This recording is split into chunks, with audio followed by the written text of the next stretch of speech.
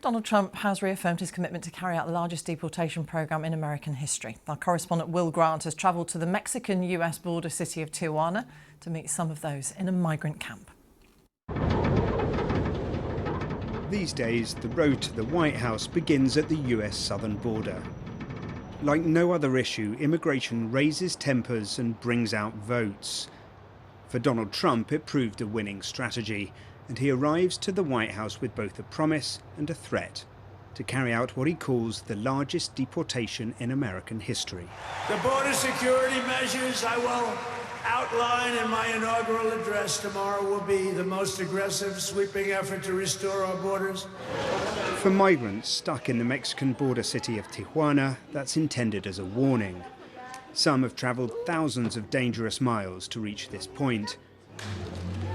Others, like Oralia, are fleeing cartel violence in Mexico itself. With her children, she's waited 7 months in this shelter to lodge an asylum request. But Trump's return, she says, has left her defeated. Now we've lost hope of being able to cross, I'll have to find somewhere to live in Mexico and trust in God to keep us safe, she adds. People running migrant shelters are worried that things are about to turn very ugly. We're being hit on two fronts. Firstly, the arrival of Mexicans and many other migrants who are fleeing violence.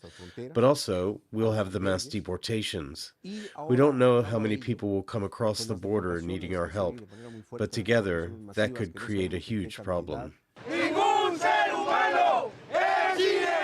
In the shadow of the border fence, a handful of migrants and activists gathered to voice their opposition to Trump's policies. But in truth, they'll struggle to be heard over the clamour of those in the US calling for a crackdown. It's important to distinguish between rhetoric and reality when it comes to Donald Trump and immigration.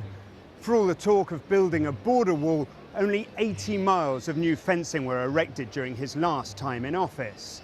Now, of course, he's threatened to deport millions of undocumented people from the United States, and people here, for now, are taking him on his word. Of all those most immediately impacted by Mr. Trump's return to the White House, undocumented immigrants inside the US and waiting at the border are perhaps at the top of the list. As he delivers his inaugural speech, they're bracing themselves for the executive orders which will follow, and which could radically change the way the country's immigration system is run. Will Grant, BBC News on the US-Mexico border.